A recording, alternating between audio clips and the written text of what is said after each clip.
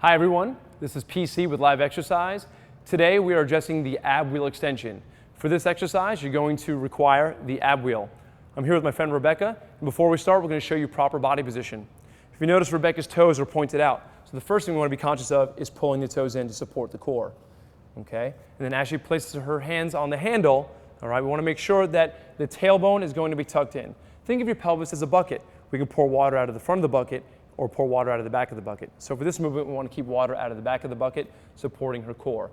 This is a deep, deep core stabilization exercise. Hugely beneficial if done the right way, so we're going to show you how to do that. There are two different variations of doing the ab wheel extension. We're going to show you the more basic one first. Right now, she's starting with her hips over her legs. She's going to roll out with her wheel, and the hips will follow her as she rolls out. The wheel should not get too far ahead of us, but then as we return back with the hips. So you're getting a nice constant flow of loading the core, and then as she pulls her hips back, she's unloading and relaxing. Okay, so she's going to go back and forth, increasing the load as she rolls out, and then unloading as she rolls in. Now, the more advanced version would be to keep the hips constantly in a state of being out in extension, and then she's going to roll her wheel out, and her chest is going to drop as she does so. Notice the chest rises as she returns with the wheel. She's going to continue going in a real-time pace. So as she comes back to me, okay, she's going to roll the wheel out.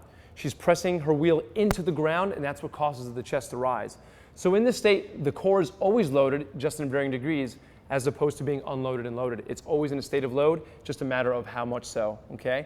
If you wanted an even more advanced version, she can show you different directions. So now she's going to come back out to that position again. She's going to roll out to her left in a straight V-cut. So now we're adding lateral flexion to her spine, engaging even more core muscles, and she rolls out and she goes out to the right. So we're creating a V effect here, alternating. And if you wanted the true, even more most advanced version, she's going to roll out straight forward, and at the last second, she's going to arc her wheel, if you so are willing to try. Now that we've shown you some of the do's of this exercise, let's talk about some of the common pitfalls.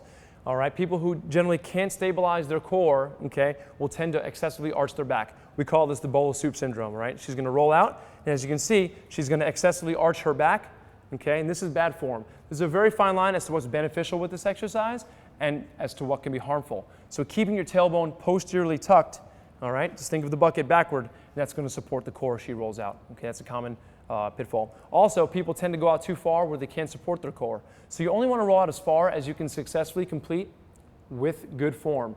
I can't stress that enough. This exercise is fantastic if done with quality. It can be poorly done and harmful if it's done not correctly. Okay, so we've shown you a couple of variations of the ab wheel extension. Hips back and forth, and with the hips staying in a down position. All right? On behalf of Rebecca and Live Exercise, I'm PC, signing out. Hope you make it a great day.